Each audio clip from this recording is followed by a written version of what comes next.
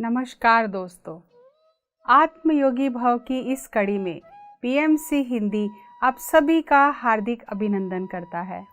दूसरा महिला ध्यान महाचक्र हैदराबाद करतार। आज हम पत्री जी द्वारा दिए गए 3 दिन के संदेश सुनेंगे। 25 दिसंबर 2020 का विषय है शाकाहारी बनो। पत्री जी कहते हैं, my dear friends, my dear masters and my dear gods, मनुष्य जाति को जंतु जाति का ध्यान रखना है। किसी भी जीव जंतु को भोजन या खेल के लिए नहीं मारना है, यही प्यार है। जानवर मनुष्य का आहार नहीं है, जंतु मनुष्य के खेल के लिए भी नहीं है। जंतु हमारे छोटे भाई हैं, हम यहाँ उनका ध्यान रखने के लिए हैं, यही प्रेम है। मैं मनुष्य की नहीं, जीव जंतुओं की परवाह करता हूँ। मनुष्य जंतु जाति से भी गया गुजरा है। मैं उन मनुष्यों की कदर करता हूँ जो दिव्य हैं। मनुष्य जाति में कुछ लोग पशुओं से भी बदतर हैं। जानवरों में भी दया है, पर मनुष्य क्रूर है। मनुष्य बम फेंकता है, एटम बम बनाता है, दूसरे मनुष्यों को मारता है। कोई जानवर एटम बम नहीं बनाता। यदि वह दूसरे जंतु को मारता है तो केवल अपनी भूख के लिए, लेकिन मनुष्य बिना किसी कारण संहार करता है। कितना क्रूर है। हम सब जानवरों से प्यार करते हैं और हम सब उन मनुष्यों से भी प्यार करते हैं जो जानवरों से प्यार करते हैं। जानवरों के प्रति अहिंसा की जय हो। 27 दिसंबर 2020 का विषय है ध्यान, दान, धर्म। पत्री जी कहते हैं, my dear friends, my dear masters and my dear gods, ध्यान सब लोगों के लिए समान है। दान हर व्यक्ति का दूसरे व्यक्ति से भिन्न होता है। कुछ लोग धन दान देते हैं, कुछ समय दान देते हैं, कुछ ज्ञान दान देते हैं, कुछ बुद्धि दान देते हैं, कुछ द्रव्य दान देते हैं और कुछ लोग संगीत दान देते हैं। यहाँ जो लोग संगीत बजा रहे हैं वो संगीत दान दे रहे हैं। धर्म सबके लिए अलग अलग होता है। हमें वही करना है जो हमारे लिए अच्छा है, यानी स्वधर्म का पालन करना है। धर्म 3 प्रकार के हैं: शरीर धर्म, पारिवारिक धर्म और संघ धर्म। तेत्वं भुक्त्वा स्वर्ग लोकम विशालम क्षीणे पुण्य मृत लोकम विश्यन्ति एवं त्रयी धर्मनो प्रपन्ना गतागतम काम कामा लभन्ते। भगवद गीता में श्री कृष्ण भगवान ने कहा है 3 प्रकार के धर्म हैं। पहला शरीर धर्म। हम एक शरीर हैं, हमें अपने शरीर की अच्छी तरह देखभाल करनी है। हमें इस शरीर से ज़्यादा कठिन परिश्रम या कम परिश्रम नहीं कराना चाहिए। हमें मध्य मार्ग को अपनाना है। हमें शरीर को पर्याप्त मात्रा में भोजन देना चाहिए, आराम देना चाहिए और काम भी देना चाहिए ताकि वह हमेशा हमारा साथ दे सके। दूसरा, पारिवारिक धर्म। पारिवारिक धर्म में आपको अपने परिवार का ख्याल रखना है। आपको सन्यासी नहीं बनना है। पिरामिड स्पिरिचुअल सोसाइटीज मूवमेंट में हम अपने परिवारों में रहते हुए अपना पारिवारिक धर्म निभाते हैं। जिस परिवार में हम पैदा हुए हैं, हमें उस परिवार की देखभाल करनी है। हमें अपने माता पिता और बच्चों की देखभाल करनी है। अगर परिवार नहीं होता तो हम पैदा ही नहीं होते।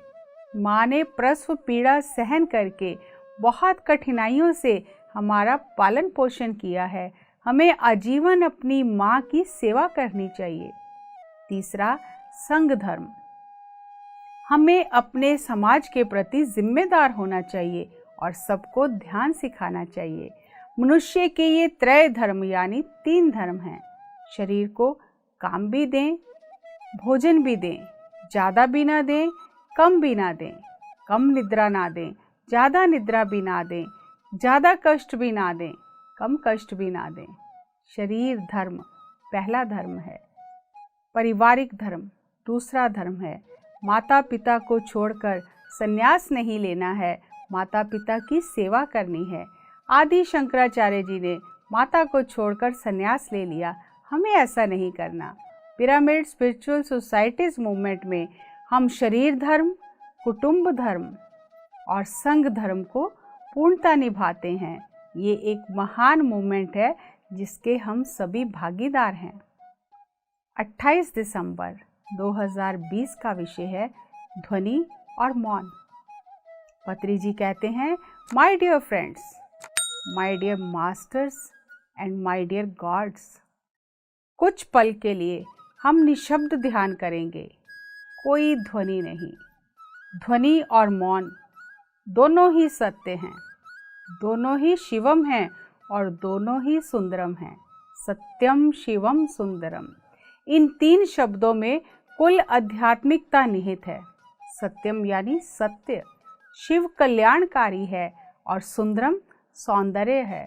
सौंदर्य कल्याण से आता है और कल्याण सत्य से होता है।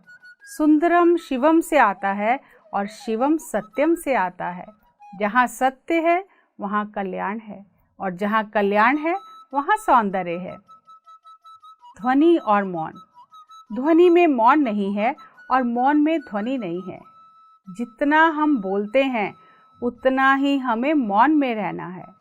जैसे हम दूसरों के साथ रहते हैं वैसे अकेले भी रहना है। अगर कोई हमें एक कमरे में बंद करके 1000 वर्ष तक भी रखे तो कोई बात नहीं, हमें अकेले रहना आना चाहिए। हमें दोनों तरह का अभ्यास करना है, मौन का भी और ध्वनि का भी। सुबह सत्य है तो रात भी सत्य है।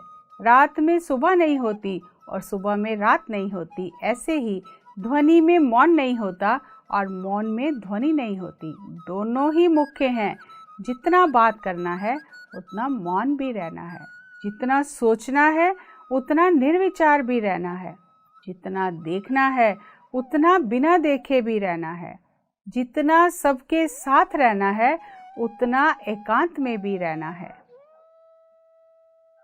कोई हमें बंद कमरे में भी रखे तो भी शांति से रहना है। सबके साथ संबंध भी रखना है और बिना संबंध के भी रहना है, यानी राग में भी रहना है, वैराग में भी रहना है। दोनों का अभ्यास करना है। हमें शरीर को स्थिर और गतिमान करना दोनों आना चाहिए। हमें अपने मन को स्थिर करना और नियंत्रित करना दोनों में सक्षम होना चाहिए। हमें सोचना, विचारों को चुनना और विचारों को नियंत्रित करने में भी सक्षम होना चाहिए। आइए दोस्तों, इन 3 विषयों को और गहराई से समझते हैं। जितना ज़्यादा हम चिंतन करते हैं, विचार करते हैं, उतना ही ये विषय हमें और गहराई से समझ में आते हैं। जीसस का संदेश है, शाकाहारी बने। जीव जंतुओं के प्रति करुणा और दया। मनुष्य अपने भीतर की क्रूरता के कारण सृष्टि का विनाश कर रहा है, धरती का विनाश कर रहा है। क्योंकि जब हम जीव जंतुओं को मारते हैं, उनकी पीड़ा की तरंगे पूरे उस क्षेत्र में व्याप्त हो जाती हैं और उनकी जो पीड़ा की तरंगे हैं उसके कारण मनुष्य को उसका हर्जाना भुगतना पड़ता है। आज हम जो ग्लोबल वार्मिंग देख रहे हैं, जो इतना पोल्यूशन देख रहे हैं, पानी का, वायु का, ये सब इसका कारण मनुष्य की क्रूरता ही है। पशुओं के अंदर भी दया होती है। वो बिना भोजन के, बिना भूख के किसी दूसरे जंतु को मारते नहीं, लेकिन मनुष्य अकारण ही दूसरों को सताता है, मारता है, कष्ट देता है, नरसंहार करता है, पशुओं का वध करता है खेल के लिए। तो जीव जंतु हमारे खेल का साधन नहीं है। तो हमें शाकाहारी बनना है, तभी हम स्वयं का कल्याण कर पाएंगे। पत्री जी ने हमें अपने संदेश में 3 विषयों के बारे में बताया, ध्यान, दान और धर्म। ध्यान अलग अलग तरह का नहीं है, हर व्यक्ति के लिए अलग ध्यान नहीं है। एक ही एक ध्यान है, श्वासानुसंधान, सांसों के साथ रहना, यही एक ध्यान है। और इसी ध्यान विधि को अपनाकर हम स्वयं को जान सकते हैं, इस ब्रह्मांड के रहस्य को जान सकते हैं, ब्रह्मांड को जान सकते हैं, आत्मज्ञानी बन सकते हैं, ब्रह्मज्ञानी बन सकते हैं।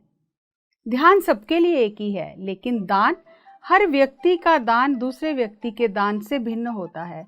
कोई धन दान करता है, कोई अन्न दान करता है, कोई वस्त्र दान करता है, कोई समय दान करता है, कोई ज्ञान दान करता है और कोई संगीत दान करता है, कोई बुद्धि का दान करता है। तो हर व्यक्ति का दान दूसरे व्यक्ति से अलग होता है। और तीसरा विषय जो पत्री जी ने बताया, धर्म।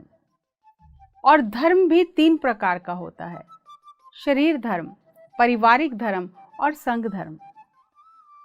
हमें अपने शरीर के प्रति सर्वप्रथम अपना धर्म निभाना है, इसे स्वधर्म भी कहते हैं।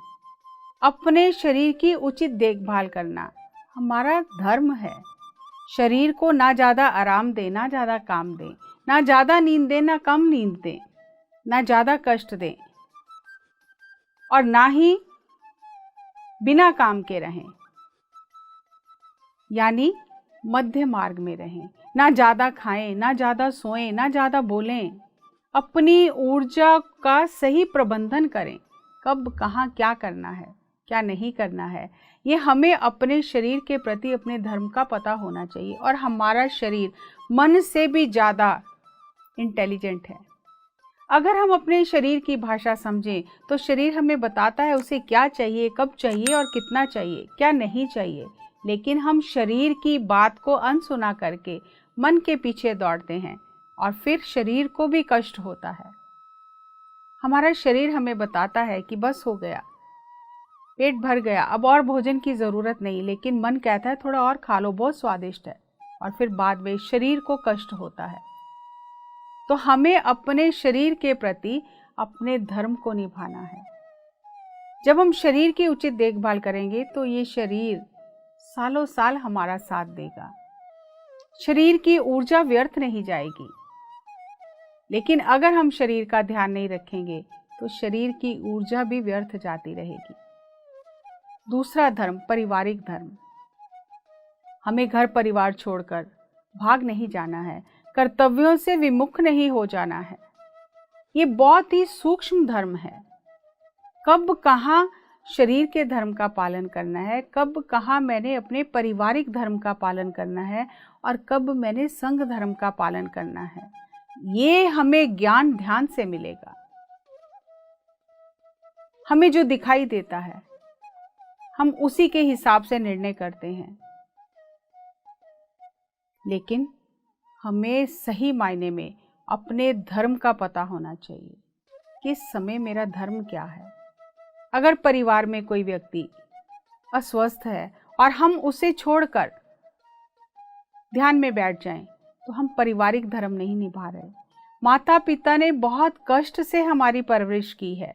माँ ने प्रसव पीड़ा को सहन किया है, गर्भ की पीड़ा को सहन किया है।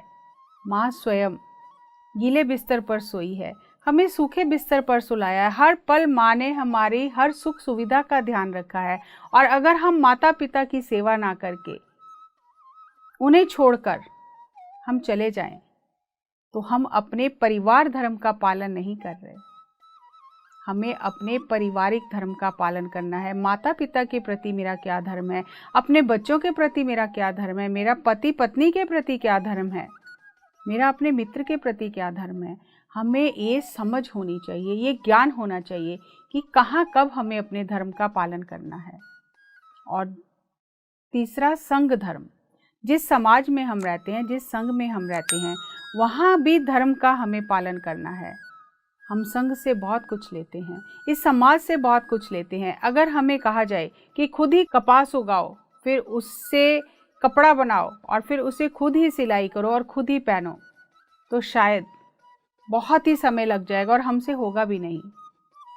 ये समाज की जो व्यवस्था बनी है, कोई कपास उगाता है, कोई कपड़ा बनाता है, कोई सीता है और हम उस कपड़े को पहनते हैं। तो इस समाज से हम बहुत कुछ लेते हैं, हर चीज़। इसीलिए मनुष्य को सामाजिक प्राणी कहा जाता है, क्योंकि हम एक दूसरे पर निर्भर हैं, हम एक दूसरे से जुड़े हुए हैं। हम अकेले जंगलों में नहीं रहते हैं। जब हम एक दूसरे से जुड़े हुए हैं और इस समाज का एक हिस्सा है, इस समाज हमारी सुख सुविधाओं का भी ध्यान रखता है, तो हमारा समाज के प्रति क्या धर्म है, और जिस आध्यात्मिक संघ का हम एक भाग हैं उस संघ के प्रति हमारा क्या धर्म है, जहाँ से हम ज्ञान ले रहे हैं, जहाँ से हम ऊर्जा ले रहे हैं, जहाँ से हम आत्मज्ञान पा रहे हैं, उसके प्रति हमारा क्या धर्म है, हम वापस क्या लौटा रहे हैं। ये हमें संघ धर्म बताता है। इसीलिए सभी धर्मों में ये कहा गया है कि जहां आप लेना सीखते हो वहां देना भी सीखो। अपनी आय का 10वां हिस्सा आध्यात्मिक कार्यों में लगाओ, अपने संघ धर्म का पालन करो और मध्य मार्ग में रहो। अंग्रेजी में एक कहावत है, excess of everything is bad. जिस भी चीज की हम अति करते हैं उसका नतीजा सही नहीं निकलता। हम सब जानते हैं कि जब वनवास के समय रामचंद्र जी चित्रकूट में थे और रावण जब षड्यंत्र से सीता माता को उठाने के लिए आया और मारीच ने जब आवाज लगाई कि हे लक्ष्मण मुझे बचाओ, तो उस समय लक्ष्मण ने सीता माता की सुरक्षा के लिए एक लक्ष्मण रेखा बना दी थी। और अगर हम गहराई से सोचें तो हम सबको अपने जीवन में उस लक्ष्मण रेखा को बनाना है। संबंधों में कितना हमें उलझना है, कैसे संबंधों में हमें रहना है और कितना दूरी बनाकर रखना है, ये हमें समझ होनी चाहिए। कितना बोलना है, कितना मौन में रहना है, कितना विचार करना है, कितना विचार नहीं करना है, निर्विचार स्थिति में रहना है, कितना सबके साथ रहना है और कितना एकांत में रहना है। इन सब चीज़ों में अगर हम संतुलन बनाएंगे तो हमारा जीवन ही संतुलित हो जाएगा। अगर हम प्रकृति को देखें, दिन है रात है, एक संतुलन बना हुआ है। हम प्रकृति को देते हैं, पेड़ पौधों को लगाते हैं, पानी देते हैं, खाद देते हैं, उनकी संभाल करते हैं और फिर वही पेड़ पौधे हमें फल के रूप में निरंतर वापस देते ही रहते हैं। एक प्रकृति में लेने देने का संतुलन बना हुआ है, लेकिन वही संतुलन हमें अपने जीवन में बनाना है। आज हम अगर अपने जीवन को देखें तो हम बाहर की दुनिया में ही उलझे रहते हैं। दिन हो रात हो, हमारा ध्यान बाहर ही लगा रहता है। लोग क्या कर रहे हैं, वो क्या कर रहा है, उसके जीवन में क्या चल रहा है, लेकिन हमारे अंदर क्या चल रहा है, इधर हमारा ध्यान ही नहीं जाता। और इसीलिए हमारा संतुलन बिगड़ गया है। जितना हमें आंखें खोलकर बाहर की दुनिया में अपनी ऊर्जा को लगाना है, उतना ही आंखें बंद करके अपने भीतर भी जाना है, उस ऊर्जा को भीतर भी लेकर जाना है। नहीं तो हम भीतर से खाली हो जाएंगे और बीमारियां घर बना लेंगी। नींद में हमें ऊर्जा मिलती है, हम सो जाते हैं, नींद में ऊर्जा ग्रहण करते हैं और सुबह उस ऊर्जा को संसार के कामों में खर्च करते हैं, फिर थक जाते हैं, फिर सोते हैं, रात को फिर ऊर्जा मिलती है और एक संतुलन बना हुआ है। और जब व्यक्ति अपने सोच विचार के कारण, किसी बीमारी के कारण, किसी मानसिक आघात के कारण, भावनात्मक आघात के कारण उसे नींद नहीं आती है, उसका संतुलन बिगड़ जाता है, तो बीमार हो जाता है। जिस तरह हम शब्दों के जाल में उलझे रहते हैं, उसी तरह हमें मौन भी रहना आना चाहिए। ध्वनि और मौन दोनों ही महत्वपूर्ण हैं। अगर हम हर समय ध्वनि में, शब्दों में उलझे रहेंगे तो भी हमारा संतुलन बिगड़ जाएगा। जितना हम ध्वनि के साथ रहते हैं उतना हमें मौन भी रहना चाहिए। और आजकल तो बहुत एक बात हमें सुनने को मिलती है, साउंड पोल्यूशन। इतनी चारों तरफ से आवाज़ें इतनी तेज आती हैं कि हमारी सुनने की क्षमता ही कम होती जा रही है। हम इस संसार में आए, हम निशब्द आए थे, हमारे पास कोई शब्द नहीं थे, लेकिन संसार में आकर हमने शब्द सीखे। लेकिन जब हम जाएंगे तो हमें निशब्द ही जाना है, इन शब्दों को यहीं छोड़कर जाना है। लेकिन अगर हमने निशब्द रहने का अभ्यास ही नहीं किया तो हम निशब्द जाएंगे कैसे? अगर हम विचारों में ही सारा जीवन उलझे रहेंगे तो निर्विचार स्थिति को पाएंगे कैसे? इन सब चीज़ों का अभ्यास करने के लिए हमें अपने जीवन में उस लक्ष्मण रेखा को बनाना है। कितना बोलना है, कितना मौन रहना है, कितना दूसरों से संबंध बनाना है और कितना स्वयं से संबंध बनाना है, कितना सोचना है, कितना खाना है, कितना सोना है, हर चीज़ के लिए लक्ष्मण रेखा। तो जब हम लक्ष्मण रेखा को पार नहीं करेंगे तो हमारा जीवन अत्यंत अद्भुत चमत्कारिक होगा। और सत्यम शिवम सुंदरम हमारे जीवन में ये झलकेगा। और सत्य कहाँ से आएगा? ध्यान करने से हम सत्य को जानेंगे और सत्य को जानने से हमारा जीवन कल्याणकारी हो जाएगा, शिवम हमारे जीवन में आ जाएगा। और जब हमारे जीवन में सत्य होगा, शिवम होगा, तो जीवन सुंदर ही हो जाएगा, क्योंकि सुंदरम सौंदर्य है। अकेले रहना आना चाहिए, दूसरों के साथ रहना आना चाहिए, सोचना आना चाहिए, निर्विचार होना है वो भी आना चाहिए। जितना बाहर की दुनिया को देखना है इन आँखों से, उतना आंखें बंद करके बैठना भी आना चाहिए। जितना हम शरीर को गतिमान करते हैं, जितना उसको कार्य देते हैं, उतना हमें विश्राम करना भी आना चाहिए। और जब हम इन बातों का ध्यान रखेंगे तो हमारे जीवन में संतुलन उतर जाएगा, हमारा जीवन संतुलित हो जाएगा। हम ज़्यादा देखते हैं, ज़्यादा बोलते हैं, ज़्यादा सुनते हैं, यहाँ वहाँ से सब विचार इकट्ठे कर लेते हैं और फिर ध्यान में बैठते हैं तो कहते हैं हमें तो बहुत विचार आ रहे हैं। लेकिन वो विचार हम लाए कहाँ से हैं? हमने अपनी ज्ञान इंद्रियों से जो भी इस संसार से लिया है, उन्हीं से तो विचार उत्पन्न हो रहे हैं। जो नहीं देखना वो देख रहे हैं, जो नहीं सुनना वो सुन रहे हैं, जो नहीं बोलना वो बोल रहे हैं। तो हम विचारों को उत्पन्न कर रहे हैं।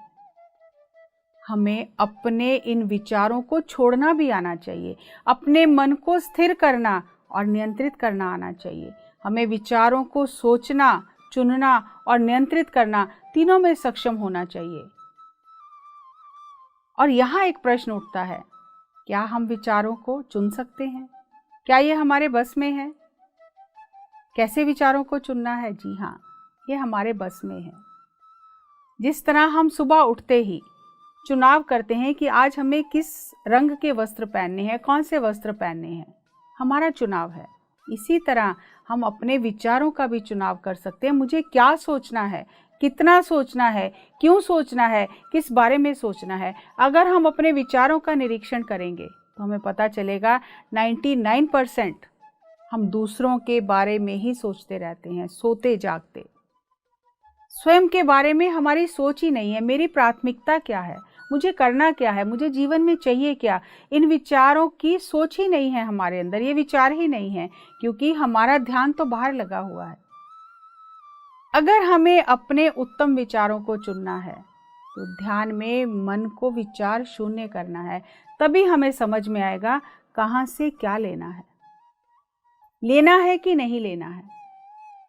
और फिर हमारा अपने मन पर नियंत्रण होना शुरू हो जाएगा। जहाँ मन भगा रहा है वही हम भाग रहे हैं, जो मन कह रहा है हम वही कर रहे हैं, तो हम कभी भी मन को नियंत्रित नहीं कर सकते। एक बहुत ही सीधा सादा उदाहरण है। आज हम हर समय मोबाइल अपने पास रखते हैं और उसमें Facebook notification, WhatsApp notification, Instagram notification आते रहते हैं। हम कुछ भी कर रहे हैं, हमारा ध्यान उस नोटिफिकेशन की तरफ लगा रहता है कि इसमें क्या है, किसका मैसेज आया है, कितने लाइक्स आए हैं। और जब हम उठाकर देखते हैं तो कोई ऐसी खास बात होती ही नहीं है, लेकिन कितना समय व्यर्थ गवाते हैं हम उसमें। हम कितनी परवाह करते हैं कि लोग हमारे बारे में क्या सोचते हैं, और अगर कोई हमारे बारे में अच्छा कमेंट नहीं करता तो हम दुखी होते रहते हैं। हमें स्वयं के साथ रहना आना चाहिए। बाहर की दुनिया को देखना, उसके बारे में जानकारी रखना आवश्यक है, लेकिन कितनी? इसीलिए एक अपने संदेश में पत्री जी ने कहा कि ये जो कोरोना के समय लॉकडाउन हुआ है, ये लॉकडाउन केवल बाहरी लॉकडाउन नहीं है, हमें अपने भीतर भी इस लॉकडाउन को लगाना है। आँखों से क्या देखना है, क्या नहीं देखना, वो समझ होनी चाहिए। कानों से क्या सुनना है, क्या नहीं सुनना, कानों को भी लॉकडाउन करना है। मुंह से क्या बोलना है, क्या नहीं बोलना, मुंह पर भी ताला लगाना है। क्या खुशबू लेनी है, क्या नहीं लेनी है, वो भी हमें समझ होनी चाहिए। ज्ञान इंद्रियों से हमें क्या अंदर लेकर जाना है, वो हमें समझ होनी चाहिए। अपनी ज्ञान इंद्रियों पर जब हम ताला बंद करेंगे तो विचार कहाँ से आएंगे? जो हमारे अंदर पहले से ही जमा विचार हैं वही फिर बाहर निकलेंगे। लेकिन पहले के विचार बाहर निकल रहे हैं और हर दिन हम बाहर से नए विचारों को भरते जा रहे हैं, तो ये तो लगातार चलता ही रहेगा। तो हमें ध्यान करके ये ज्ञान अपने भीतर से अर्जित करना है, कब कहाँ क्या करना है, क्या नहीं करना है। हमारा अपने शब्दों पर, अपने विचारों पर और अपनी भावनाओं पर नियंत्रण होना चाहिए, तभी हमारा जीवन सुखमय होगा, संतुलित होगा।